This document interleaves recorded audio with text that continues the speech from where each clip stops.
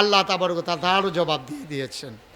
আমার আল্লাহ রাব্বুল আলামিন কোরআনুল কারীমে কত সুন্দর করে ওয়াজ করে দিলেন। কোরআনে ঢোকার আগে মরদুদ শয়তান থেকে ফানা হয়েছে, যিনি রহমান যিনি রহিম, তার নামে চলো শুরু করি, সবাই পড়ি। আউযু বিল্লাহি মিনাশ শাইতানির রাজিম।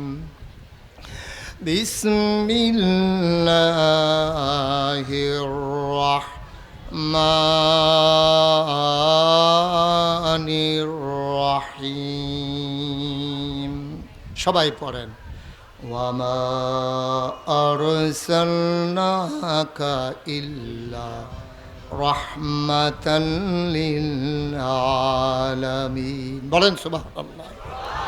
আল্লাহ তাবারক ওয়া তাআলা জানিয়ে দিলেন, ও দুনিয়ার মানুষ, আমি যত জায়গায় আমি আল্লাহ রব, আল্লাহ হচ্ছেন রব্বুল আলামিন। আর আল্লাহ নিজেই জানিয়ে দিলেন আমার রাসূল হলেন রাহমাতুল লিল আলামিন। যত জায়গায় আল্লাহ রব, আমার নবীজি তত জায়গায় রহমত। বলেন সুবহানাল্লাহ। তিনি নিজের জন্য নিজে রহমত। সুবহানাল্লাহ বলবেন না? নবীজি নিজের জন্য নিজে রহমত। নিজে কখনো, যেমন আমরা দোয়া করি রব্বানা জালামনা আনফুসানা, হে আল্লাহ, হে রব, আমরা নিজেদের উপরে জুলুম করেছি। অর্থাৎ আমি ব্যক্তি জীবনে যেইভাবে চলা দরকার আমি এইভাবে চলি নাই। আমার নিজেকে আমি যেমন করে তৈরি করা দরকার ছিল, আমার এই হাত, আমার এই পা, আমার এই নাক, আমার এই চোখ, আমার এই মুখ, তাদের সবার হক ছিল। আমি তাদের হক পরিপূর্ণ আদায় করতে পারি নাই। এই হাতটা আমার, এই চোখ আমার, এই মুখ আমার, এই পা আমার, এই কান আমার, এই নাক আমার, এইগুলা দিয়া যেই হক আদায় করা দরকার ছিল, হাত দিয়া আমি অন্যায় প্রতিরোধ করা দরকার ছিল, ন্যায়ের পথে এই হাত বজ্র কঠিন হয়ে আমার ঝাঁপিয়ে পড়ার কথা ছিল, কিন্তু আমরা গত 17 বছর ধরে পারি নাই। ঠিক কিনা বলেন? এই হাত দিয়ে প্রতিবাদ করার কথা ছিল, প্রতিরোধ করার কথা ছিল, আমরা পারলাম না। তাইলে হাতের হক আমরা আদায় করি নাই। ঠিক কিনা বলেন? এই মুখ দিয়া আমরা কথা বলি, খাই। তাইলে এই খাওয়াটা এবং কথা বলাটা এটা মুখের উপরে দায়িত্ব আল্লাহ দিয়ে দিয়েছেন। কিন্তু যেই কথাগুলা আমাদের বলা দরকার ছিল, নানান কারণে মসজিদের মেম্বারগুলো নিথর নিস্তব্ধ হয়ে গিয়েছিল। ফজিলতের ওয়াজ ছাড়া কোনো ওয়াজ আমাদের জন্য নিষিদ্ধ হয়ে গেছিল। ঠিক কিনা বলেন? এই মুখ দিয়া আমরা হক কথাগুলা বলতে পারি নাই। এই মুখ দিয়া হালাল খাওয়ার কথা ছিল, আমরা হালাল খানা খাইতে পারি নাই। সুতরাং মুখের হক আমরা আদায় করতে পারি নাই। ঠিক কিনা বলেন? এই পাগুলো ব্যবহার করে দ্বীনের পথে অবিচলভাবে অটলভাবে দাঁড়িয়ে থাকার কথা ছিল, আমরা তাও পারলাম না। আমরা পায়েরও হক আদায় করতে পারলাম না। এই কান দিয়ে কোরআন শোনার জন্যে, দ্বীনের আলোচনা শোনার জন্যে আমাদেরকে এই হক, এই কানকে দায়িত্ব দেওয়া হয়েছে, কানকে ব্যবহার করার জন্য জানিয়ে দেওয়া হয়েছে। কিন্তু এই কান দিয়ে আমরা গান শুনলাম, কান দিয়া আমরা খারাপ মানুষগুলোর প্রশংসা শুনলাম, আমার নবীর প্রশংসা, আমার সাহাবায়ে কেরামের প্রশংসা, ওলামায়ে কেরামের প্রশংসা, কোরআনের তেলাওয়াত, এইগুলোই কান ব্যবহার করে আমরা শুনতে পারি নাই। ঠিক কিনা বলেন? তাইলে আমি কি করলাম? আমার চোখ দিয়ে আমি তাকিয়ে আল্লাহর সৃষ্টির দিকে অবাক বিস্ময়ে তাকিয়ে থেকে আমার অবনত মস্তকে সশ্রদ্ধ চিত্তে হৃদয়ের সবটুকুন আবেগ উজাড় করে দিয়ে মাবুদের শুকরিয়া আদায়ের কথা ছিল, কিন্তু এই চোখগুলো আমরা ব্যবহার করলাম টেলিভিশনের অশ্লীল নৃত্য, ছায়াছবি, নানান ধরনের সচিত্র প্রতিবেদন দেখে এই চোখের ব্যবহার করলাম। আমরা চোখের সঠিক ব্যবহার করতে পারি না। তাহলে হাতের ব্যবহার করতে পারলাম না, পায়ের ব্যবহার করতে পারলাম না, চোখের ব্যবহার করতে পারলাম না, মুখের ব্যবহার করতে পারলাম না। সব দিক থেকে আমার দেহের ভিতরে যে অঙ্গ প্রত্যঙ্গগুলো ছিল আল্লাহ যেইভাবে ব্যবহার করতে দিলেন আমি সেইভাবে করতে পারলাম না। এই জন্য আল্লাহ আমাদেরকে দোয়া শিখিয়ে দিয়েছেন, রব্বানা জালামনা হে আমাদের রব, আমরা জুলুম করেছি কার উপরে? আনফুসানা, আমাদের নফসের উপরে, অর্থাৎ আমাদের এই মনের উপরে, আমাদের এই দেহের উপরে, আমাদের হাতের উপরে, আমাদের পায়ের উপরে, আমাদের নাকের উপরে, আমাদের চোখের উপরে, আমরা আমাদের সকল অঙ্গ প্রত্যঙ্গের সাথে আমরা জুলুম করেছি। আমরা নিজেকে সঠিকভাবে ব্যবহার করতে পারি নাই, সুতরাং তুমি মাফ করে দাও। সুবহানাল্লাহ বলবেন না? জোরে বলবেন না সুবহানাল্লাহ? কিন্তু নবীজি তার সবগুলো অঙ্গ প্রত্যঙ্গকে তিনি সঠিকভাবে ব্যবহার করে, তিনি কখনোই তার অঙ্গ প্রত্যঙ্গের উপরে জুলুম করেন নাই। সুবহানাল্লাহ বলবেন না? কোনো প্রমাণ নাই, কোনো প্রমাণ নাই। নবীজি অন্যায় তো দূরের কথা, ন্যায়সঙ্গতভাবেও কারোর উপরে হাত উঠিয়েছেন এমন প্রমাণ আপনি দিতে পারবেন না। এটা চারটিখানি কথা না। আমাদের রাগ হয়, অভিমান হয়, অভিযোগ হয়, আমরা মানুষের উপরে হাত উঠাই ফেলি, কটু কথা বলে ফেলি, কিন্তু আল্লাহ নবী দীর্ঘ এই 63 বছরের জিন্দেগিতে কথা দিয়া কারো কষ্ট দিছে এমন প্রমাণ নাই, কাজ দিয়া কষ্ট দিছে এমন প্রমাণ নাই, হাত দিয়া কষ্ট দিছে এমন প্রমাণ নাই। অর্থাৎ তিনি ব্যক্তি জীবনে নিজে ব্যক্তির উপরে কখনো তিনি জুলুম করেন নাই। এই জন্য ব্যক্তি জীবনে আমার নবী হলেন সর্বোত্তম আদর্শ, তিনি উসওয়াতুন হাসানা, তিনি হলেন মডেল, তিনি আদর্শ, তিনি শিখিয়ে দিলেন নিজের উপরে নিজে কেমন করে ইনসাফ কায়েম করতে হয়। ঠিক কিনা বল? আপনি খুব খেয়াল করেন, আপনি বোঝা নিতে পারেন 1 মণ, আপনি কাঁধের উপরে অথবা মাথার উপরে বস্তা নিতে পারেন 1 মণ, আপনি নিলেন 1.5 মণ। এটা দেখার পরে মাসালা পরে কইয়েন 1.5 মণ ফোজা লইয়া আপনি যখন আটতে আসেন, হঠাৎ কইরা আপনি কোমরের ভিতরে টন করে ধরে উঠলো, আপনি বাঁকা হয়ে গেছেন, আর সোজা হইতে পারেন। দৌড়াইয়া যারা আসছে আইসা কয়, বেড়া তোর মতো মানুষে 1.5 মণ ফোজাটা লইয়া ঠিক হয়েছে, তুই 1.5 মণ একটা বস্তা লইছ, তুই ফারস। এই যে আপনি নিজের উপরে জুলুম করলেন, আপনি 1 মণ নেওয়ার উপযুক্ত, আপনি নিলেন 1.5 মণ। এটা কি ইনসাফ হয়েছে না জুলুম হয়েছে? কথা কন, ইনসাফ হয়েছে না জুলুম হয়েছে? নবীজি কখনোই তার দেহের উপরে জুলুম করেন নাই। তিনি প্রয়োজন অনুযায়ী, নিয়ম অনুসারে তিনি তার অঙ্গ প্রত্যঙ্গকে ব্যবহার করেছেন। 2 নম্বরে, তিনি পারিবারিক জীবনেও কখনো কারো উপরে জুলুম করেন নাই। পরিবার বলতে আমরা একেবারে ছোট্ট পরিবার বলতে বুঝি স্বামী আর স্ত্রী, এরপরে আরেকটু বড় স্বামী স্ত্রী সন্তান, আরেকটু বড় স্বামী স্ত্রী সন্তান আব্বা আম্মা, আরেকটু বড় স্বামী স্ত্রী সন্তান আব্বা আম্মা ভাই বোন। এটা হলো এই পরিবার, সর্বোচ্চ পরিবার। এর বাইরে যারা, তারাও পরিবারের সদস্য, কিন্তু সর্বোচ্চ পরিবার বলতে আমরা এতটুকুন বুঝি। নবীজি এই ব্যক্তি জীবনে একেবারে ছোট্ট পরিবার যদি ধরেন স্বামী এবং স্ত্রী, আপনি খেয়াল করে দেখেন নবীর জীবনে নবীজি 11টা বিয়ে করেছেন। কয়টা? সবাই একটু কথা বলা লাগবে, কয়টা? 2জন স্ত্রী তার জীবদ্দশায় ইন্তেকাল করেছেন, উনি নিজ হাতে তাদের দাফন কাফন করিয়েছেন। সুবহানাল্লাহ বলবেন না? 9 জন স্ত্রীর সাথে, কয়জন? কথা কন সবাই, কয়জন? 9 জন স্ত্রীর সাথে তিনি একসাথে জিন্দেগি করেছেন, জীবন চালাইছে ইন্তেকালের পূর্ব মুহূর্ত পর্যন্ত। এই 9 জন স্ত্রীর সাথে কোন স্ত্রী বলতে পারে নাই নবীজি আমার উপরে জুলুম করেছে। ঠিক কিনা বলেন? তাইলে এই নবীজি এই ক্ষুদ্র পরিসরে স্বামী স্ত্রীর যে সংসার, এটার ভিতরেও নবীজি আদর্শ। বলেন সুবহানাল্লাহ। আল্লাহর নবী মুহাম্মদুর রাসূলুল্লাহ সাল্লাল্লাহু আলাইহি ওয়াসাল্লাম, এই নবী আমার, এই নবীজি তার পারিবারিক জীবনে তিনি ইনসাফ কায়েম করেছেন। তিনি প্রত্যেক স্ত্রীর ঘরে এক রাত করে কাটিয়ে দিতেন, কিন্তু নবীজি বেশি মায়া করতেন আম্মা জান আয়েশা রাদিয়াল্লাহু তাআলা আনহাকে।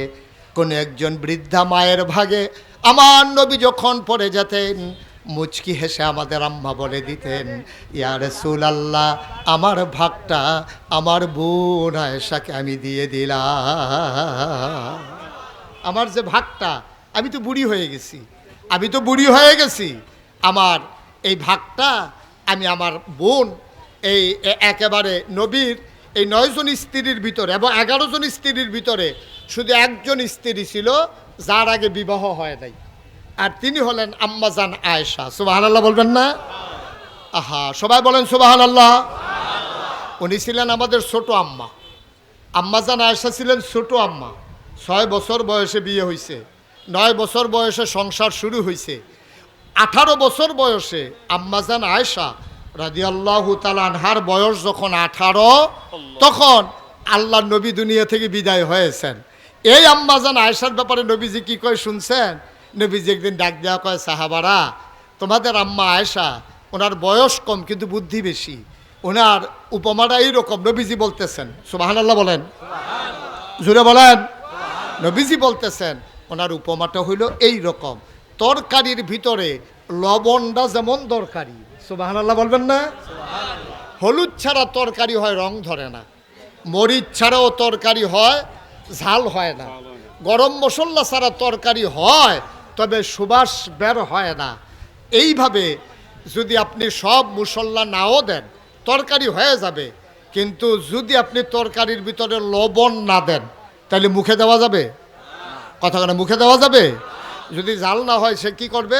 খাইতে আছে আর ওনাফানা করতেছে, দেখ ফানি ফানি কী রান্না রাখছে, এই মুডেও জাল নাই কিন্তু খাইতে আছে, খানা বন্ধ করে নাই। কিন্তু যদি তরকারিটা মুখে দিয়ে দেখে লবণ নাই, তাইলে সে খাওয়াই বন্ধ করে দিয়া কয় এটা মুখে দেওয়ার মতো উপযুক্ত, ঠিক কিনা বলেন? তাইলে এবার আপনারা রায়পুরের মানুষ, আমার খুব কাছের মানুষ, এই উপজেলায় আমি অনেকবার এসেছি।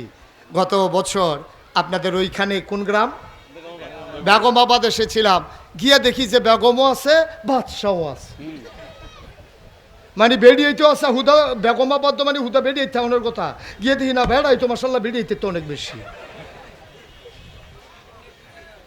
তো এই বেগমাবাদে আমি এসেছি, আপনারা আমার ওয়াজ, আচ্ছা আপনার এটা তো জিজ্ঞেস করতে মনে নাই, এই দেখছেন আমি হুজুর রাইয়া কইছিলাম, হুজুর মাহফিল তো দিছেন না, বোয়া লইয়া একটা ফিডাফিডির লাইন করছে, এটি কথা, এটি কারবার, এটি হ্যাঁ হ্যাঁ পিছন দিয়া, হ্যাঁ বেড়া, হ্যাঁ হ্যাঁ গাং ফারি গেলে গা পারবো বেড়া, হ্যাঁ এটি কথা, এটি এইভাবে এই সিফার ভিতরে একটা মাহফিল দিচ্ছেন গরমের ভিতরে, না বাতাস পাস হইতেছে না কোনো কিছু, ঘরের বেড়া টেরা খুললা, তবে তারা চেষ্টা করছে, হিমিরে চেষ্টা করছে, হ্যাঁ চেষ্টা করছে, চেষ্টা করছে তারা, বেড়া বেড়া বেড়াই খুললে লাইছে, আর কিতা করবো, ফালাডি ঘুলনের বাইরে হয়েছে,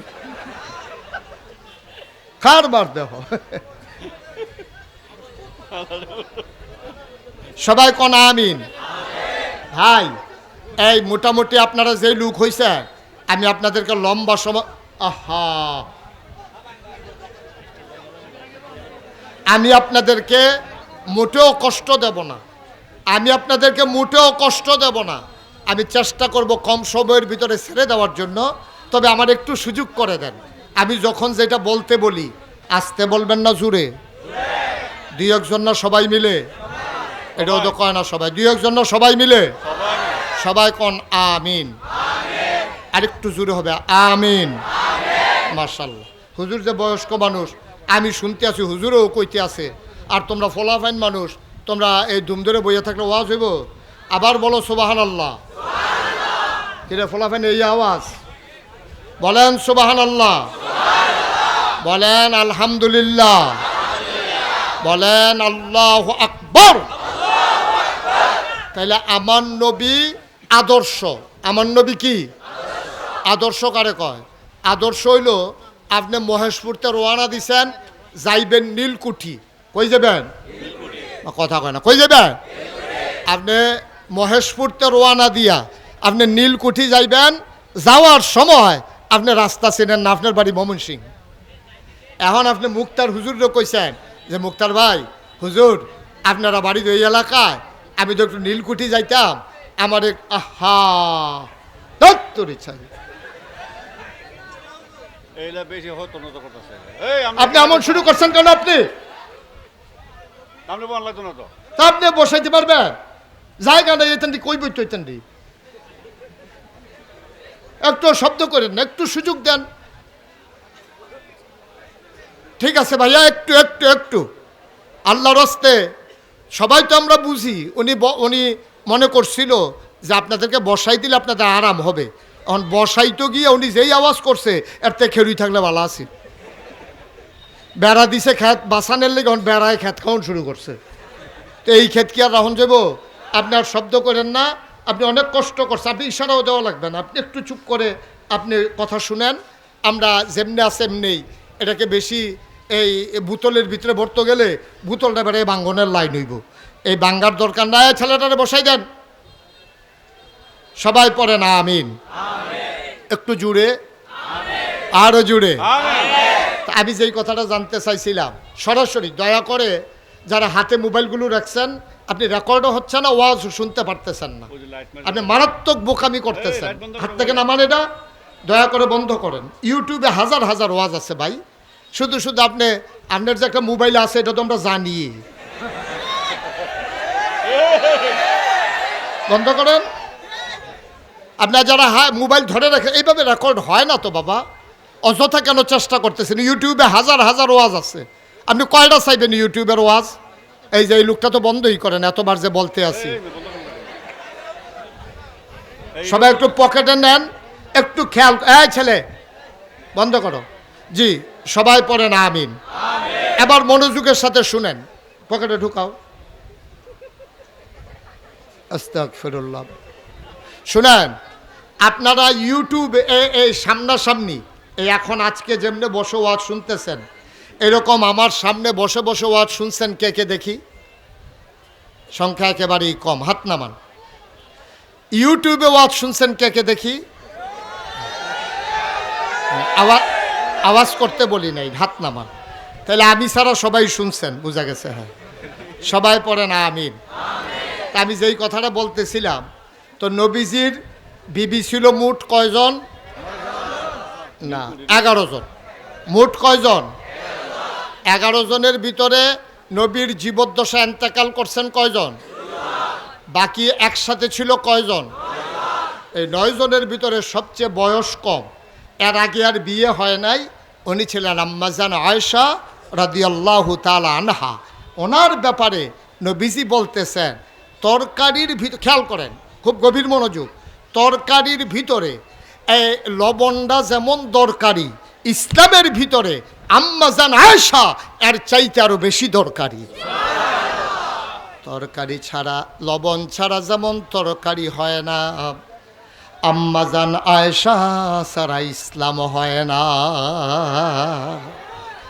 আম্মাজান আয়েশার 2210টা হাদিস, আম্মাজান আয়েশা থেকে বর্ণিত 2210টা হাদিস।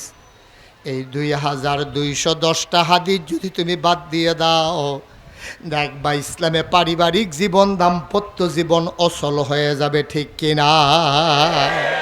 তিনি সবগুলা মানুষকে শিখিয়ে দিয়েছেন। তিনি ব্যক্তি জীবনে কেমন করে ইনসাফ কায়েম করলেন। তিনি যেখানেই সফরে যেতেন, কোনো দিন তিনি একজন না একজন স্ত্রীকে সাথে নিয়ে যাইতেন না। নবীজি বলতেন যে আমার কাছে 3টা জিনিস খুব প্রিয়। কয়টা? কথা কয় না, কয়টা? 1 নম্বরে হলো সালাত, মানে নামাজ। 1 নম্বরে নামাজ আমার কাছে খুব প্রিয়। আমার যখনই মন খারাপ হয়, শরীরটা যখন খারাপ লাগে, কাফেরারা যখন টিটকারি মারে, আমার যখন মস্কারা করে, আমি নামাজে ঢুকে যাই। এমনভাবে নামাজে ঢুকে যাই, আনতা আবুদুল্লাহ কাআন্নাকা তারাহু ফাইন লাম তাকুন তারাহু ফাইন্নাহু ইয়ারাক। এমনভাবে নামাজ যেন আমি আমার আল্লাহকে দেখতেছি, তুমি তোমার আল্লাহকে দেখো না, তোমার আল্লাহ তোমারে যেন দেখতেছে। সুবহানাল্লাহ বলবেন না? নামাজের ভিতরে নবীর প্রশান্তি, নবীর শত জুলুমের মাঝে নবীর কাছে প্রশান্তি ছিল নামাজ। নবী বললেন, 1 নম্বরে আমার কাছে প্রিয় জিনিস নামাজ, 2 নম্বরে আমার কাছে প্রিয় জিনিস সুগন্ধ। তিনি সুগন্ধি খুব পছন্দ করতেন। তিনি আতর সবসময় খুব সুন্দরভাবে পছন্দ করতেন। তার একটা মেকআপ বক্স ছিল নবীজির, এটার ভিতরে একটা সুরমাদানি, একটা চিরুনি, তারপরে আতর, কিছু তুলা, ওই আতরটা ব্যবহার করার জন্য এই জিনিসগুলা নবীজির মেকআপ বক্সের ভিতরে থাকতো। সুবহানাল্লাহ বলবেন না? এই নবীজি আতর খুব পছন্দ করতেন। 3 নম্বরে নবীজি বলেন, আমার কাছে অধিক প্রিয় হচ্ছে নারীগণ, অর্থাৎ পুরুষের চাইতে নারীদেরকে আমি বেশি পছন্দ করি। পশ্চিমা বিশ্বের যারা মনীষী, বর্তমান বিশ্বের যারা নারীবাদী, প্রগতিশীল নামধারী, যারা মনে করে ইসলাম হচ্ছে সেকেলে তারা হচ্ছে আধুনিক। এই মানুষগুলো বলতে চায় নবী স্বয়ং স্বীকার করেছে তিনি নারীদেরকে বেশি পছন্দ করে, অর্থাৎ তিনি নারীদের প্রতি বেশি দুর্বল। ওরা বুঝাতে চায় তিনি নারীর জন্য পাগল। নাউজুবিল্লাহ বলবেন না? অথচ তারা জানে না নারী মানে শুধু স্ত্রী না, নারী শুরু হয় তার মা দিয়া। ঠিক কিনা বলেন? একটা মানুষের জীবনে সবার আগে যিনি আসেন তিনি কে? মা। কথা কথা, তিনি কে? তো নবীজি বুঝাইতে চাইছে তোমরা যে মায়ের অধিকার দাও না, মায়ের বাবার এন্তেকালের পরে মায়ের পিটাইয়া ঘর থেকে বের করে দাও সম্পদের লোভে, না, আমি আমার মাকে পছন্দ করি। আল্লাহ নবী নিজেই বলেছেন, সাহাবা যখন এসে বললেন ইয়া রাসূল আল্লাহ হক পাও না বেশি কে? নবীজি বললেন তোমার মা। কয় তারপরে? কয় তোমার মা। কয় তারপরে? কয় তোমার মা। কয় তারপরে? কয় তোমার আব্বা। সুবহানাল্লাহ বলবেন না? কেন এটা বললেন? কেন এটা বললেন? আমরা যারা পুরুষ আমরা হয়তো চিন্তা করতে পারি নবীজিকে আমাদের পক্ষে নাই। নবী যে মহিলাদের পক্ষ নিল, মার কথা কইলো 3 বার, বাপের কথা কইলো 4 নম্বরে গিয়া। কারবারটা কি? মুফাসসিরিনে কারাম, মুহাদ্দিসিনে কারামের ব্যাখ্যা দিয়েছেন নবী 3 বার নারীর কথা বলেছেন, মায়ের কথা। কারণ 1 নম্বরে সন্তানকে পেটে ধরে বাবা না মা? কথা কানা, কে পেটে ধরে? 10 মাস 10 দিন পেটে ধরার কি জ্বালা তুমি আমি বুঝবো না। তোমারে শুধু একটা উদাহরণ দেই, তুমি আজকে মাহফিল থেকে গিয়ে রাস্তার একটা ইট একটা গামছা দিয়া পেটের সাথে বান্ধা তুমি 1 সপ্তাহ থাকবা, পারবো আমরা? মা কথা কানা, পারবো আমরা? কিন্তু এই মাটা 10 মাস 10 দিন তোমার এই পেটের ভিতরে নিয়া ঘুমাইছে, খাইছে, গোসল করছে, হাঁটছে। এই জন্য 1 নম্বরে নবী বলেছেন মায়ের কথা। 2 নম্বরে কেন বললেন? কয় এই পৃথিবীতে আসার সময় জন্ম দিয়েছেন মা, কোনো বাবা সন্তানকে পেটেও ধরে না, জন্মের কষ্টও সহ্য করে না। এই জন্য 2 নম্বরে বলেছেন মা। 3 নম্বরে কেন বললেন? কয় 10 মাস 10 দিন বুকের দুধ পেটে ধরলো মা, জন্ম দিল মা, 2.5 বছর 2 বছর দুধ পান করায় কোনো বাবা না। এই মা যেহেতু এই 3টা বড় বড় কাজ বাবার চাইতে আলাদা করেছে মা, এই জন্য প্রথম 3 বার বলেছে মায়ের কথা। সুবহানাল্লাহ বলবেন না? 4 নম্বরে আল্লাহ নবী বললেন বাবার কথা। অমুসলমান মন দিয়ে শোনো, তাইলে আল্লাহ তাবারক ওয়া তাআলা নবীজির কাছে ওই পরিবারটাকে আমানত রেখে দিলেন। তিনি পরিবারের জন্য আদর্শ হয়ে গেলেন, তিনি মায়ের জন্য আদর্শ, তিনি বাবার জন্য আদর্শ। তার 9 জন বিবি, 1 জন বিবিও বলতে পারবে না ইয়া রাসূলুল্লাহ আপনি আমাদের উপরে জুলুম করেছেন, বেইনসাফি করেছেন। 1 জন বিবিও এই রায় দেওয়ার দূরের কথা কোনো দিন মনে মনেও চিন্তা করে নাই। বলেন সুবহানাল্লাহ। আমরাও তো আমরা সংসার করি, আমারও তো স্ত্রী আছে, মুখতার ভাইয়ের আছে, এই যে কি নাম হাজী সাহেবেরও আছে, এই যে হুজুরের আছে, আছে না হুজুরের? ইনশাল্লাহ আছে।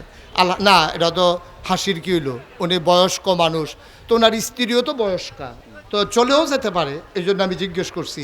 তাইলে স্ত্রী আমাদেরও আছে, কিন্তু আপনি একটু আজকে বাড়িতে গিয়া একটু জিগাইয়েছেন আমি মানুষটা কীরকম। নাগাইশের হুজুরে কইছে তোমার আমি জিগাইতাম মানুষটা কীরকম, আর আপনি বাড়িতে গিয়া সেটা পাঞ্জাবি রাত গুছাইতে আছেন, কইতাছেন কীরকম, এমনি মাশাআল্লাহ পুরা মানুষ নি ফেরেশতা। এমনে না, এমনে না, অকরে শুইয়া সুন্দর করে পাশে শুইয়া ফ্যানটা সাইডা দিয়া শরীরটা ঠান্ডা হইয়া সারলে আপনি আস্তে কইরা কানে কানে আস্তে শব্দে মৃদু শব্দে আপনি জিগাইবেন নাগাইশের ফিরসা বুজুরে কইছে, নবীজি কইছে তুমি যদি আমারে ভালো মানুষ কও, আমি বলে আসলেও ভালো মানুষ, তুমি কোনো মাইট দৌড়ইতো না, অন্য দিনের মতো না। আর যখন ঠান্ডা আছে ওয়াজ হুন্ডাইছি, একেবারে নরম মন কান্দাকাটিও কইরাইছি, খুশি মনে তুমি কইবা, ভালো হইলে ভালো কইবা, খারাপ হইলে খারাপ কইবা, আমি কোনো মাইন্ড করতাম না। মানুষটা কীরকম তখন না দেখবেন এবিডির থেকে এমনি কথা বার হইতে আছে, আপনি মানুষ কীরকম জিজ্ঞান কি করতেন, ফরসু ফরসু, আপনি যদি গরুর লোকে না ফেরে ঘুমুর ঘুমুর কি চালাইলেন কটা আবার জিজ্ঞান মানুষ কীরকম। আপনি রোদের তাইলে তো আপনার মাথা ঠিক থাকে না, এক সময় মারছেন, হ্যাঁ বয়স কম আছিল, সহ্য করতাম পারছি। অন সুইটটা সেটটা হইয়া শরীর নরম হয়ে গেছে কেন শরীর? অহন আবার জিগাইতে নেছেন মানুষ কি রকম? কি ভাই, আপনার স্ত্রী আপনার তো মানুষে মনে করে না, মানুষে মনে করেন আপনারে। কারণ কি? কারণ হলো আপনার খাসিয়ত খারাপ, ঠিক কিনা বলে? আপনার খাদ্যতে আপনার স্ত্রী আপনাকে মানুষ মনে করে না, আপনার বউ আপনারা মানুষ কয় না। আপনারা মানুষ বলবে কে? আপনি যত বড় ফিরসা হন, যত বড় লাটসা হন, যত বড় মন্ত্রী হন, এমপি হন, মাঝে মাঝে বউয়েরে জিগাইয়ান আমি মানুষ কিরকম। ওই মোমেন একজন আরেকজনের জন্য আয়নার মতো। আপনার স্ত্রী আপনার কাছ থেকে দেখে যেই দুষ্টি জানছে, বাইরের তারা কোনো দূর জানছে না। আপনি মাঝে মাঝে জিগাইবেন, আপনার বউয়ে যেটা যেটা কইব এটা লেখা লইবেন এবং নিয়ত করবেন, আল্লাহ আমার স্ত্রী তো আমার শত্রু না, আমার যেই দুষ্টি কইছে আমার এটি দূর কইরা দাও। আপনি চেষ্টা চালাই যাবেন, সপ্তাহখানেক পরে কইবেন যে দূর যেটি কইসটা কমছে না বাড়ছে? কয় 4-5টা কমছে, 4-5টা যোগ হইছে। ঠিক কিনা কন? নবী কি আদর্শ, নবী কি আদর্শ। নবীর 9 জন স্ত্রী, একজন নবীর বিরুদ্ধে কোনো অভিযোগ দেয় না। সুবহানাল্লাহ, সুবহানাল্লাহ, সুবহানাল্লাহ। আল্লাহর নবী যুদ্ধের ময়দানে যাবেন, তিনি কখনোই কাউকে না কাউকে সফর সঙ্গী না বানিয়ে যেতেন না। আমার একজন না একজন আম্মাকে নিয়ে যেতেন। এখন 9 জনের ভিতরে কারে নেবেন? নবীজি আবার লটারি দিতেন, যার নাম উঠত তিনি তাকে নিয়ে রওনা করতেন। এবার সফরের ভাগে পড়ে গেল আম্মা জান আয়েশা রাদিয়াল্লাহু তাআলা আনহা। বলেন সুবহানাল্লাহ।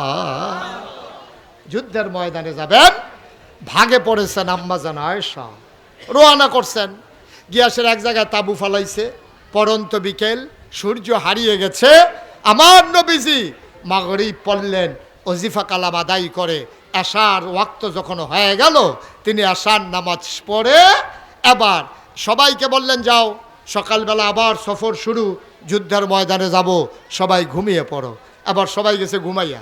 সবাই যখন শুয়ে গেছে, নবীজি ঘরে আয়সা দেখে আম্মা জান আয়েশা তখনও সজাগ। সুবহানাল্লাহ বলবেন না? আহা, ওয়াজ করে কোনো মজা পাইতাছি না ভাই, একটু আওয়াজ করে কইেন, কোন সুবহানাল্লাহ। যতক্ষণ থাকেন মন দিয়া থাকেন, যখন থাকবেন না আমিও থাকবো না, আপনারাও থাকবেন না, সবাই মিলে চলে যাব। এই গরমের ভিতরে আসেন যখন, যে দূরে কথা শুনেন মন দিয়ে শুনেন, আমিন কর। সবাই ঘুম ফাড়াইয়া নবীজি কই গেছে? তাঁবুতে গেছে। যেই তাঁবুটা নবীজির, আম্মা জান আয়েশা ভিতরে অপেক্ষা করতেছেন। নবীজি ঢুইকা সেটা বলতেছে, আয়েশা একটা কাজ করো, অনেক দিন হয় আনন্দ ফুর্তি করা হয় না, আজকে আকাশে পূর্ণিমার চাঁদ, ফকফকা জ্যোৎস্না, সব সাহাবারা ঘুমিয়ে পড়েছে, চলো 2 জন মিলে একটা দৌড় দেই, দেখি তুমি ফার্স্ট হও নাকি আমি ফার্স্ট হই। সুবহানাল্লাহ বলবেন না? আম্মা জান আয়েশার বয়স কি বেশি না কম? এবিটির তো খেলার বয়স হলো গেছে না তো। এবিটি যখন বাহার বাইতে জামাইর বাইতে আইয়ে, আবু বকর সিদ্দিক রাদিয়াল্লাহু তাআলা আনহুর বাইতে যখন নবীজি বাইতে আছে, এবিটি একটা ফটলা লই আইছে। নবীজি কয়, সাই ফটলার ভিতরে কি? ফটলার ভিতরে চাইয়া দেয় ঠোলা মালা, ওই খেলার পুতুল টুতুল লইয়া নবীজি আইয়া বাইতে উঠছে। সুবহানাল্লাহ কয় না? নবীজির বাইতে আইয়া যখন এরকম ঠোলা মালা খেলনা টেলনা লই আইছে, নবীজি কয়, এটা কিতা? তুমি সংসার করতে আইছো, এটা কিতা লই আইছো? কয়, বুঝ করে লই আইছি, ফাই না না ফাই। সুবহানাল্লাহ কইতেন না? এই নবীজি আম্মা জান আয়েশার বয়স একবারে কম। এখন আম্মা জান আয়েশারে নবীজি যখন কইছে, লও একটা দৌড় দেই, দেখি তুমি ফার্স্ট হও না আমি ফার্স্ট হই। এই কথা বলার পরে আম্মা জান খুশি কি বেজান না খুশি?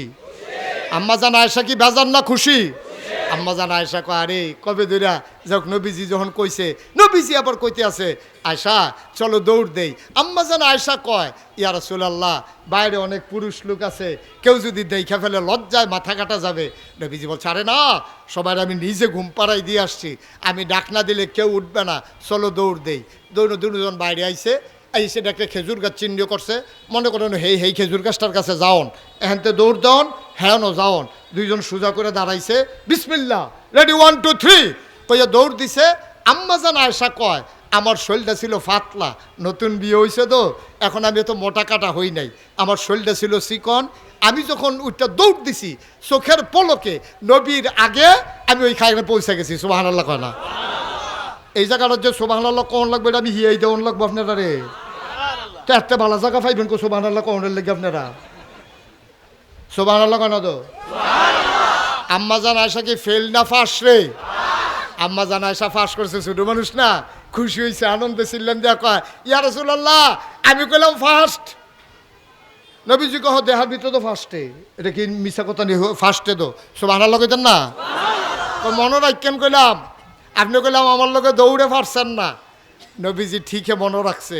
অনেক দিন পরে আবার নবীজি যুদ্ধে যাবে, ভাগে পড়ছে আম্মা জান আয়েশা। সুবহানাল্লাহ বলবেন না?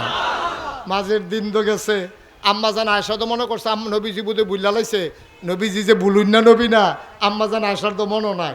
নবীজি আজ যাইয়া সেটা রাত্রেবেলা কইতেছে আয়েশা ওই কবে দৌড় দিতাম না দিছিলাম, আবার চলো একটা দৌড় দেই। সুবহানাল্লাহ কইতেন না? আবার একটা গাছের নিচে দাঁড়াইলেন, রেডি 1 2 বিসমিল্লাহ করে দৌড় দিলেন। আবার নবীজি আম্মা জান আয়েশা কয় আমার শরীর একটু মোটা হয়েছে, আমি আগের মতো আর ফাতলা সিতলা ছিলাম না, আমি একটু ভার হয়ে গেছি, দৌড় দিয়া নবীজির লগে আর পারি নাই, তিনি দৌড় দিয়া চলে গেছে। আমি কাছে গেছি পরে নবী আমারে টান দিয়া কানে কানে কইতে আছে উই যে ঠকাইছিলা প্রতিশোধ নিলাম। কি মজার জিন্দেগি। দৌড় টোর দিছেন ওমা তো? হ্যাঁ বাইরে গেছা দৌড় দিছেন, বয়স তো শেষ টেম্পার নাই দৌড় দিছেন না? দৌড় তো হ্যাঁ অনেক দৌড়ছে ভাইয়ে কইছে, মার হাবা কয় না। আমরা দৌড় টোর দিছেন নি? না আমরাও দিছি, তবে রেডি 1 2 3 বিসমিল্লাহ কইয়া না। আমরা তোর গাড়িত নুন হইছে না কেরে, ফিসিতে দৌড়াইতেছে, বেটি দৌড়তে আছে আর হেতে বড় বড় ফিসি দিয়ে দৌড়াইতে আছে। পুরা গ্রামের মানুষের চাই আর হইছে বউ কন্যায়। দাঁড়া এই বেটিটা কি হুদা তোর বউ?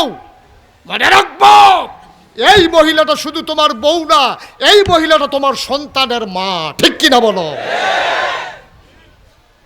তুমি তার উপরে হাত উঠাও, কত বড় কলিজা তোমার। নবী শিখাই দিয়ে গেছে স্ত্রীর সাথে কেমন ব্যবহার করতে হয়। এই পারিবারিক জীবনে আমার নবী আদর্শ, তিনি মডেল, ঠিক কিনা বলেন? কষ্ট হইতেছে আপনার না? মাইক ছেড়ে দেওয়া দরকার আর সামান্য একটু। সবাই কনা আমিন, জোরে কনা আমিন। এই আমার নবীজি আদর্শ। ভাইয়ারা ইসলামে এমন একটা দিক নাই, এই শুনেন গুরুত্বপূর্ণ একটা কথা শুনেন, ইসলামে এমন একটা দিক নাই যেই দিকটাতে ইসলামের বিধান নাই। এই নামাজের কথা যেমন ইসলামে আছে, রোজার কথা যেমন ইসলামে আছে। আপনারা অনেকেই দেখেছেন যে একটা কথা নিয়ে আমার খুব বেশি আলোচনা হচ্ছে। আমি বলেছিলাম যে ইসলামী ব্যাংকে এই কি করা, অ্যাকাউন্ট করা, এটা ফরজ। নামাজ রোজার মতো এটাও একটা ফরজ। আমি কথাটা সংক্ষিপ্ত আকারে বলেছিলাম, এইভাবে বলাটা আমার ঠিক হয় নাই। কিন্তু কথাটা এই রকম যে ইসলামের নামাজ যেমন ফরজ, রোজা যেমন ফরজ, হজ যেমন ফরজ, জাকাত যেমন ফরজ, ইসলামে আপনি কামাই কেমন করে করবেন এটা জেনে ওই অনুযায়ী কামাই করা আপনার উপরে ফরজ। হালাল পদ্ধতিতে নবীর দেখানো পথে আল্লাহর দেওয়া বিধান মতো কামাই করা আপনার উপরে ফরজ। আল্লাহর দেওয়া বিধান মতো খরচ করো আপনার উপরে ফরজ, এবং আল্লাহর দেওয়া বিধান মতো ওই টাকাকে জমা রাখা এইটাও ফরজ, ঠিক কিনা বলেন? কারণ এখানে কামাইরও একটা পদ্ধতি আছে। যেমন আপনি মদ বেচা যদি টেহা কামাই করেন, তেল বেচা কামাই করতে যেমন মেহনত, মদের দোহান দিয়া মদ বেচা কামাই করানো কম মেহনত না। তেলে আর মদে আপনি একরকমে বেসন না, তেলও আপনি তেল তো এই মাইপ্পা বেসন লাগে, আর মদের তো ভুতলে পাওয়া যায়। কিন্তু মদের তেলের ব্যবসা হারাম না। মদের ব্যবসা কি হালাল না হারাম? আপনি জীবনে এক ফোঁটা মদ মুহ দিয়া চাইছেন না, ভালা পড়ছে না খারাপ পড়ছে এইটাও চাইছেন না, তারপরেও মদের ব্যবসা হারাম, কারণ মদ খাওয়া হারাম, ঠিক কিনা বলেন? এই জন্য এই কামাই করতে গিয়া আপনি মদের ব্যবসা করলে, এই ব্যবসা করে কামাই করলে এটা আপনার জন্য হারাম। আবার খরচের ব্যাপারেও ইসলামের বিধান আছে। আপনি যদি এই টাকা দিয়ে আপনি যদি মনে করেন আমার টাকাটা হালাল, আমি মদ কিনা খায়াম, এইটাও আপনার জন্য হারাম, যেহেতু আপনি টাকাটারে মদ হারাম কাজে ব্যবহার করছেন। আপনি খাইয়া ফইরা কামাই কইরা 50টা টেহা রইছে, আপনি যদি মনে করেন এই টেহাটা আমি সুদে লাগায়াম অথবা এই টেহাটা কেউ কাছে দিয়া রাখাম, 1 মাস পরে 60 টেহা পায়াম, এইটাও আপনার জন্য হারাম, যেহেতু আপনার জমানো টাকার সাথে সুদ লেগে গেছে। এটা কি হালাল না হারাম? কথা কেন হালাল না হারাম? এইটাই আমি বুঝাইতে চেয়েছিলাম, কিন্তু আমার কথাটা শর্টকাট হয়ে যাওয়ার কারণে আমি অনেককে বুঝাইতে পারি নাই, আর এইভাবে বলাটাও আমার ঠিক হয় নাই। আমি নিজেও দুঃখিত যে আমি যেহেতু বুঝাইয়া কোয়ানের ভিতরে বালা, আমি আরেকটু বুঝাইয়া বলা উচিত ছিল, এটা আমার ঠিক হয় নাই। আমি আরেকটু সুন্দর করে বুঝিয়ে বললে মানুষের মনে কষ্ট হইতো না। অনেকে আমারে কয় যে হুজুর, যেই হুজুররা আপনারে বেশি মহব্বত করে তারা এদো হুজুর এটা লইয়া কথা কয়। তা আমি কই যারা মহব্বত করে তারা এদো কইব, যারা আমারে দেখতে পারে না তারা তো আমার ওয়াজ শুনেও না, কইতেও পারতো না। কি থাকিস ঠিক কিনা কর? যারা আমারে মহব্বত করে তারাই তো বলবে, কারণ তারা তো আমার দিকে তাকাই থাকে। আমি কোন কথাটা বলি, আমার এই সুন্দর কথাটা, আমার কোরআন হাদিসের কথাটা তাদের জন্য যেমন আনন্দের, আমার আবার ভুল কথাটা, আমার আবার কষ্ট পাওয়া কথাটা তাদের জন্য কষ্টের। ঠিক কিনা বলেন? সুতরাং আমার একেবারে ক্লিয়ার মেসেজ হলো যে আল্লাহ তাবারক ওয়া তাআলা ওই যেইটা আপনার এই কোরআনের বিধান অনুযায়ী, নবীর সুন্নাহ অনুযায়ী কামাই করার একটা ব্যবস্থা আছে, এইটা আপনার মেনে চলা ফরজ। খরচ করার একটা বিধান আছে, এইটাও মেনে চলা ফরজ। রক্ষণাবেক্ষণ করা, বাকি টাকাটা যেটা জমাবেন, এটারও একটা ইসলামের বিধান আছে, এইটাও ফরজ। এই ইসলামী অর্থনৈতিক ব্যবস্থা, নামাজের ভিতরে এই ইসলামের ভিতরে নামাজ পড়া যেমন ফরজ, রোজা রাখা যেমন ফরজ, ওই ইসলামের টাকা কামাই করবেন কেমনে, খরচ করবেন কেমনে, জমা করবেন কেমনে, এই ক্ষেত্রে ইসলামের বিধান মানো আপনার উপরে ফরজ। আমি মূলত এটা বুঝাইতে চাইছিলাম, কথাটা আমি শর্টকাট করে বলে ফেলার কারণে অনেকের মনে কষ্ট লেগেছে। আর ইসলামী ব্যাংকিং ব্যবস্থা, এটা স্বাভাবিকভাবেই আপনার একটা আলেমদের একটা প্রচেষ্টা, ইসলামী অর্থনীতিবিদদের একটা প্রচেষ্টা মানুষকে সুদ থেকে বাঁচানোর জন্য। 100% এটাকে অ্যাকচুয়াল করা এটা অনেক কঠিন, কারণ গোটা বিশ্ব আজকে অর্থনীতিটা চলে সুদের উপরে। আপনি বিদেশ থেকে ঋণ আনবেন, আপনি কত % সুদ দেবেন এটা করা আছে। আপনি ইসলামী ব্যাংক থেকে টাকা নেবেন, ইসলামী ব্যাংক যদি আপনাকে টাকা দেয় সেই ক্ষেত্রে তারা পরহেজগারি অবলম্বন করতে চেষ্টা করে, কিন্তু কেন্দ্রীয় ব্যাংক থেকে যে আপনি টাকা আনবেন সেখানেও সুদের হিসাব। সুতরাং সুদ থেকে বেঁচে থাকা আমাদের জন্য ফরজ।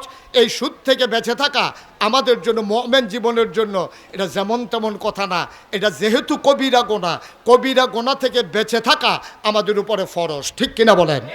সুতরাং সবাই ব্যাংকে, আমি যদি বলে ফেলি ডাইরেক্ট ইসলামী ব্যাংকে অ্যাকাউন্ট করা ফরজ, তাহলে তো বোঝা যায় এই ইসলামী ব্যাংকে হগিননি যোগিননি, যার টেহা নাই পয়সা নাই, যাতে আটটা খাইতে কেমন লাগলে মানুষের ফিরতে হইলে টেহাই নিয়ে ইসলামী ব্যাংকে অ্যাকাউন্ট করণ লাগবো। এটা আমি বুঝাইতে চাই নাই। আমি বুঝাইতে চাইছি আপনি যখনই করবেন, লেনদেন করবেন, সবটা ইসলামী শরিয়া মোতাবেক করবেন, এটা মুমিন জীবনের জন্য ফরজ।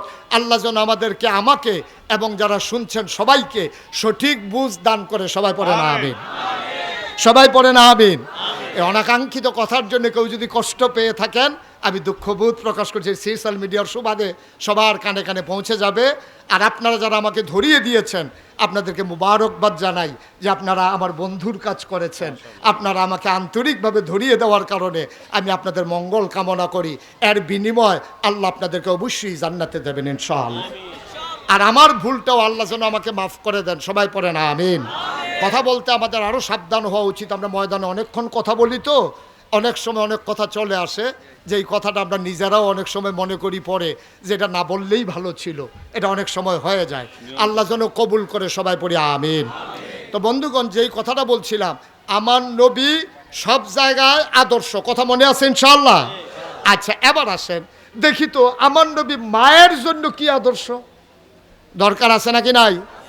আমাদের কারো আম্মা আছে, কারো আম্মা নাই, কিন্তু নবীজি মায়ের ব্যাপারে কি করছে এটা আমরা একটু জানার দরকার আছে নাকি নাই? কোরআনুল কারীমে আল্লাহ বলে দিয়েছেন, আল্লাহ তা'বুদু ইল্লা ইয়াহু, আল্লাহ ছাড়া কারো ইবাদত করা যাবে না। তবে ওয়াবিল ওয়ালিদাইনি ইহসানা, তবে আব্বা আম্মা যারা তাদের প্রতি ইহসান করতে হবে, সুহৃদয় সুকুমল এবং নরম আচরণ করতে হবে। আল্লাহ যেন কবুল করে। সবাই পড়েন আমিন। জুড়ে পড়েন আমিন। এটা আল্লাহ তাবারক ওয়া তাআলা বলে দিয়েছেন যে মায়ের প্রতি দুর্ব্যবহার না ভালো ব্যবহার? এখন আমরা দেশের ফলাফাই বিদেশ টিদেশতে আইয়া সেরা এই নতুন বিয়া কইরা এখন বউ পাইয়া মা ভুইলা যায়, ঠিক কিনা বলেন? এখানে স্বাভাবিকভাবে দীর্ঘদিন বিদেশ ছিল, বাংলাদেশের আবহাওয়াটা বুঝে না। আর মেয়েরা তো এই দেশে বড় হয়েছে, এই বিয়ার পরে জামাই ভাইয়া এবিডি জামাইরে এমন কুমন্ত্রণা দিছে, মার তালগা করে লায়, বাপের তালগা করে লায়, ভাইয়ের তালগা করে লায়। এবিডি হন বুঝছে আমার জামাইয়ে আর আমি বলতে চাই, আমার এই মাইকের আওয়াজ এই মহেশপুরের যারা মায়েরা শুনতেছেন, আপনারা কান খাড়া করে শুনেন। ওই মহিলাটা আপনার স্বামীর যিনি মা, তিনি যদি আপনার স্বামীকে 10 মাস 10 দিন পেটে না ধরতেন, তিনি যদি ওই জন্ম না দিতেন আর বুকের দুধ না খাওয়াইতেন, তাহলে আপনি আপনার এই যুবক স্বামীকে পাইতেন না, ঠিক কিনা বলেন?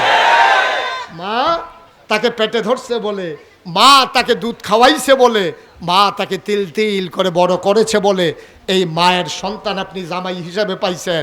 আজকে আপনি জামাই পাইয়া শাশুড়ির আলগা করে দেন। আম্মা, এই মহেশপুরের আম্মারা কাগজ কলম লন, আপনি সাদা কাগজও লেখা রাখেন। আপনি যেমন এবিডির ফুতেরে বিয়ে বইয়া আলগা করছেন, আপনার ফুতের বউয়ে আইয়া সাইডে আপনার ফুতেরে আপনার আলগা করবো, ঠিক কিনা কর? এই দিন বুঝবেন আপনি এই হরি কি জিনিস, এই দিন বুঝবেন। এই যে আপনি গইড়াইয়া কানবেন, আমি কান্দেন কিতে? আপনি তো এই কারবারটা তো আপনি হইছে, ক্ষেতের চা ক্ষেত ভাঙ্গে, কেউ এটারে লাইলো তুললা ভাঙ্গে না, ঠিক কিনা কর? আপনি এই কাজ করছেন, আজকে আপনি শাশুড়ি হয়েছেন। হ্যাঁ, সিডি লেহে হুজুর আব্বা আম্মার ব্যাপারে ওয়াজ করেন, আব্বা আম্মার ব্যাপারে ওয়াজ করতে গেলে আপনি হন আব্বা হইছে, আপনি হন আম্মা হইছে। আপনি যাবলা আপনার আব্বা আম্মারে কষ্ট দিয়া আপনি যখন বউ লইয়া ভাগল হইছিলেন, হ্যাবলা মনে আসিল না যে আব্বা আম্মার ওয়াজ দরকার, ঠিক কিনা কর? এই সময় আপনি কই আসলেন? এই সময় হ্যাবলা আব্বা আম্মার ওয়াজ লাগে না। অযুবক, আমি স্পষ্ট করে বলতে চাই, বউ মারা গেলে বিয়ে করলে আবার বউ পাওয়া যায়, কিন্তু মা মারা গেলে আব্বা বিয়ে করলে সৎ মা পাওয়া যায়, মা পাওয়া যায় না, ঠিক কিনা?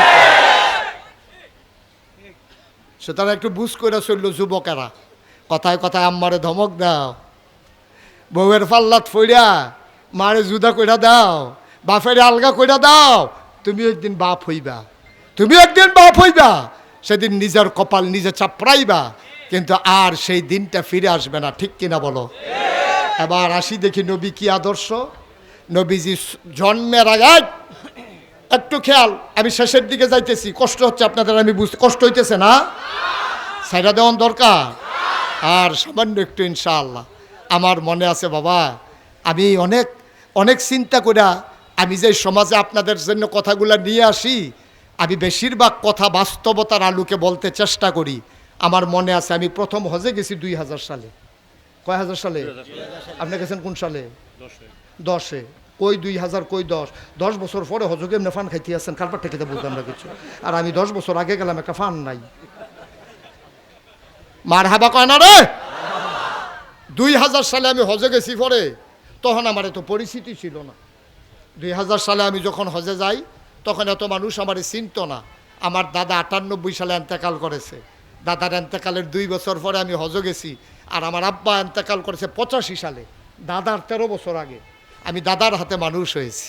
আমি হজে যাওয়ার পরে তখন এইরকম অবকাঠামো মক্কায় ছিল না, সামান্য কিছু হাতে গোনা লোক ছিল বাংলাদেশের। তো ফলাফাইনে তখন এই মোবাইল টোবাইলও ছিল না। এই যখন আমি হজে গেছি, ফলাফাইনে আমারে করছে কি, এই শুনছে আমি হজে গেছি, কেমনে কেমনে আমারে খুঁজা বার করছে। তো প্রত্যেক দিন একটা ফল আমরা এলাকার তে করে কি আইয়া সেটা কইছে যে হুজুর হ্যাঁ ওগুলো ফিলারের নাম্বার আছে, যারা হজ গেছেন তারা তো কইতেন আপনি হজ গেছেন না, এখনো আসলেন, এইটাই না কইবে মার হাবা কয় না, ফিলারের নাম্বার আছে। তো এখনো ভুললে যাইতো আমরা, রাস্তাঘাট মনে হয় না, পুরো খোলা জায়গা। তো ফিলারের নাম্বার আবার মুখস্থ করিয়া আমার কইছে যে হুজুর প্রত্যেক দিন আপনি আসরের পরে এই ফিলারের নিচাইয়া দাঁড়াইবেন, আমি এখনো থাহাম, আপনার যেটা লাগে আমি আসি। তো আমি তো প্রত্যেক দিন যাই, তো আমার ব্রুস্ট খাওয়ায়, মেসফালা নিয়ে মজার মজার খানা খাওয়ায়, কেসকি মাছ খাওয়ায়।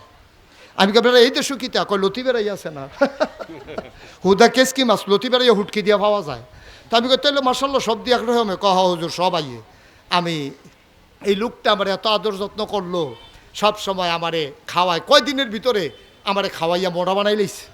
আঙ্গুর আমরা গিয়া খাই গণ্য গণ্য দুই একটা তহন অহনে না ফলাফাইন আঙ্গুর কেজি আনে। আগে তো 100 টাকা আনতো, লটকাই রাখতো যে বেড়া মারা যাবে বেড়ার উফরে দিয়া। ফলাফাইনে চাইয়া থাকতো আঙ্গুরের বাইরে, ফলাফাইনের সাবার ঠেলা আঙ্গুরটি ফটো হইয়া যাইতো কা যে মুট করে আঙ্গুর খাইবা। এই দিন আগে আসিল না, এই বাজারও মরার আগে দিয়ে বেড়া জিগেছে কি তা খাইতেন মনটা কয়, তা বেড়া কানে কানে কইছে আঙ্গুর। এই আঙ্গুর কইছে পরে এই গেছে রে নীলকুঠি নাই, গেছে বৈরব নাই, ওই বৈরব মোটসার ভিতরে যে ফলের দোকান দি হ্যাঁ নো ফুরা ঘুরা দিয়া লেছে আঙ্গুর নাই। একবার সিফারতে বার করে দিয়েছে হোড়ো ইয়ে রইছে, কয় এই দিয়ে আছে, কয় দিয়ে দাও কোনো মতে সিফার দিয়ে আব্বা রুটা কুদুর দিয়া দেই মরণের আগে দিয়া। হে আঙ্গুর আমারে খাওয়াইয়া ব্রুশ খাওয়াইয়া আমি মোটামুটি মোটো হয়ে গেছি। একদিন আইয়া দেখিতে কান্তাছে দাঁড়াইয়া দাঁড়াইয়া। আমি কই কিতারে কান্দস কে রে, তাহলে আবার ল্যান্ড ফোন আসিল ওই বিভিন্ন জায়গাতে কল আইতো।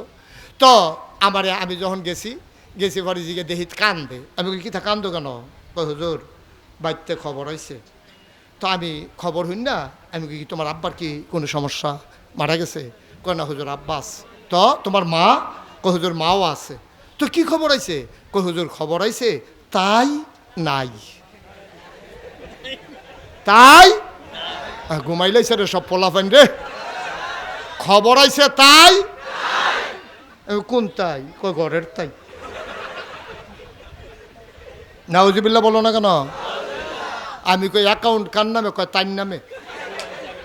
আমি কই তো তার নামে অ্যাকাউন্ট করছো কি? তুই কয় ফার্ম দিছে অনের আগে দিয়া, যে বাপের নামে যে অ্যাকাউন্ট খুললা যাইবা, তোমার যে ভাই বোন বেশি এই জন্য রাজ্য এইটা হেজনের হেইডা হেইডা কামাই করবা তুমি কষ্ট কইরা, খাইবো তারা হগলে মিললা, আমার নামে অ্যাকাউন্ট কইরা যাও, সব সাইয়া টাইয়া রাহাব। এই বড়বড়ায় এই বউয়ের কথা হইন না, বাপের নামের অ্যাকাউন্ট বাদ দিয়া তে নিজের বউয়ের নামে অ্যাকাউন্ট করে গেছে। বাপেরও কইছে না, বাপে ব্যাংকে গেছে টেহা তুলতো, গেছে পরে বেড়া ম্যানেজাররা কয় আপনার ফুতেরে কি বিয়া করাইছে? কয় হ। কয় তো টেহা তুলতে নাইছেন ঘুরতে, আইবো আপনার বউ না যাওনের আগে দিয়ে দিয়ে আমরা ব্যাংক আপনার বউয়েরে লইয়া ফুতের বউয়েরে লইয়া আপনার ফুতে অ্যাকাউন্ট করে দিয়া গেছে। বাইরে এই জায়গাটা তোর আব্বাই যে একটা শরম পাইছে, এবারে কানতে কানতে বাইতেছে আমার ফুতে আমার এই জবটা করলো। তে যদি বউয়ের নামে অ্যাকাউন্ট করছে জানাইতো, আমি নইলে ব্যাংক না যাইতাম। তা আমার এটা না কইয়া তা যে বউয়ের নামে অ্যাকাউন্ট করে ব্যাংকের তারা আমার লই আইসাইসি করে, আমি কি আর মানুষ রইছি? তাই এবার আইয়া সেটা খাড়ের উপরে বইয়া কপাল দিয়া গাম ফরতে আছে, চোখ দিয়েও ফানি ফরতে আছে। তার মায়াইয়া জিগায় কিতা কান্দেন কেড়ে? কয় আমার জব করে লাইছে। তে কয় কিতা? কয় বউয়ের নামে অ্যাকাউন্ট করে গেছে, আমার অ্যাকাউন্টে আর টেহা পাঠাইতো না। কইয়া সেটা আবার সোহের ফানি রিসাইডা দিছে। কয় এর লিজ্ঞানী ফুট জন্ম দিছিলাম, এ ভিডিও কান দেওয়ার কয় এর লিজ্ঞানী ফুট ফেডল ইসলাম। কয় থাক বদোয়া দিয়েন না, নাগাইশের ফিরসা বুজুরে কইয়া গেছে আব্বা আম্মায় বদোয়া দিলে বিলে তার জীবন শেষ। আমি কই বদোয়া আর লাগতো না, তোমার মার সোহে দিয়া বাফের সোহে দিয়া ফানিয়েছে, এইটাই তোমার ধ্বংসের জন্য যথেষ্ট। ঠিক কিনা কও? তুমি গজব করে দিস। আল্লাহর নবী মুহাম্মদুর রাসূলুল্লাহ সাল্লাল্লাহু আলাইহি ওয়াসাল্লাম জন্মের আগে আব্বা হারাই ফেললেন।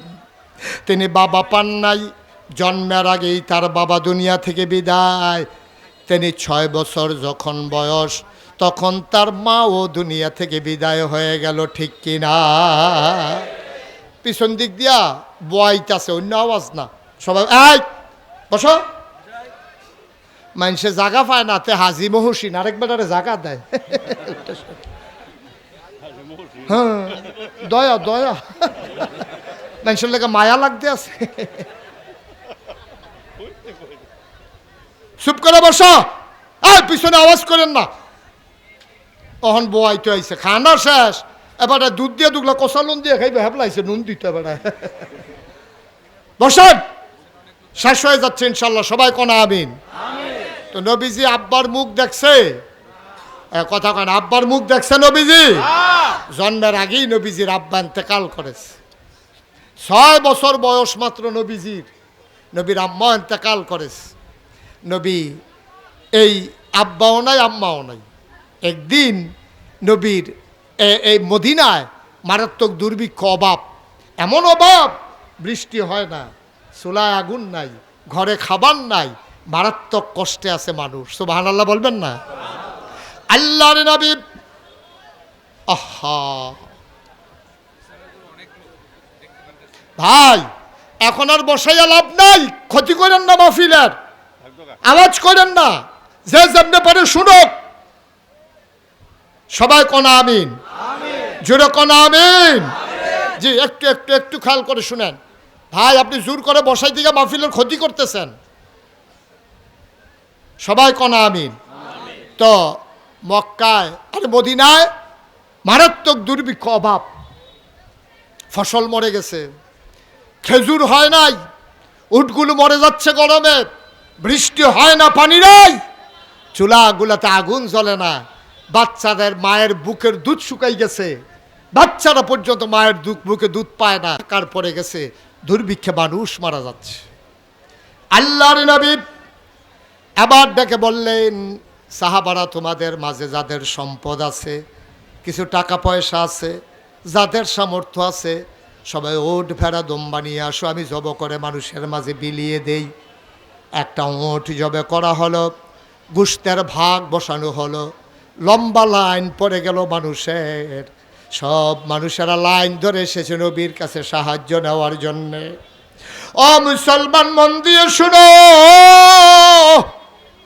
সবাই লাইন ধরে দাঁড়িয়ে আছে। আল্লাহর নবী একজন আসে, এক ভাগ দিয়ে দেয়। হঠাৎ করে লাইনের দিকে তিনি তাকালেন, তিনি অবাক বিস্ময়ে চমকে উঠলেন, থমকে দাঁড়ালেন।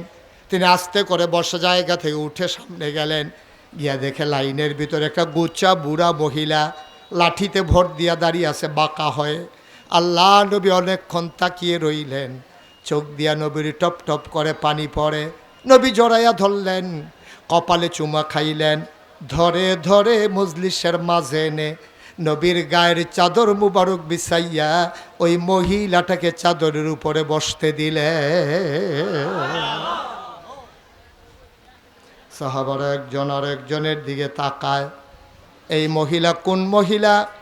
কে সেই মহিলা নবীর গায়ের চাদরে বসার ক্ষমতা রাখে? এই মহিলাটা কোন মহিলা? একজন আর একজনের দিকে তাকায়। নবীজি আবার চোখের পানি ছেড়ে দিয়ে সব সাহাবাদেরকে ডেকে বললেন, তোমরা নিশ্চয়ই জানতে চাও আমি কার জন্য গায়ের চাদর বিছাই দিলাম?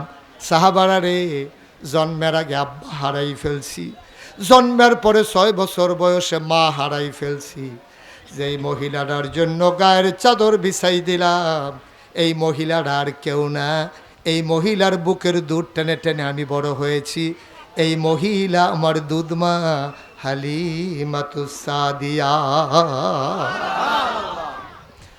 ও মহেশপুরের মুসলমান, ও নীলকুঠির মুসলমান, ও বেগমাবাদের মুসলমান, মন দিয়ে শুনো রে ভাই, নবীর আব্বা নাই, নবীর আম্মা নাই, নবী দুধ মার জন্য আবার কি করলেন? তিনি বললেন, মা, গোশত নেওয়ার জন্য কোনো ব্যাগ ট্যাগ আনছো নাকি? মহিলা একটা পটলা বের করে দিলেন, সবাইকে দিলেন 1 ভাগ করে। নবীজি এবার আম্মাজান হালিমার জন্য দিলেন 2 ভাগ। এবার নবীজি ডাক দেয়া কয়, মা, তুমি আবার বলো তোমার ঘরটা কোথায়? সাহাবাদেরকে বললেন, সাহাবারা, তোমরা সবাই বসো, আমি আমার মাকে ঘর পর্যন্ত আগাইয়া দে। কত বড় আদর্শ তিনি! দুধ মায়ের জন্য তিনি কি করলেন, আর আমরা আপন মায়ের জন্য আমরা কি করতে আসি আজকে একটু হিসাব মিলানোর পালা। প্রচণ্ড গরম, জায়গা ছোট, বসার লোক হচ্ছে না, হট্টগোল বেশি আমার, তারপরও দেখতে দেখতে প্রায় 2 ঘন্টা আলোচনা হয়ে গেছে। আবার ইনশাল 1.5 ঘন্টার মতো আলোচনা হয়ে গেছে। আবার যখন আসব প্রাণ ভরে কথা বলবো ইনশাআল্লাহ।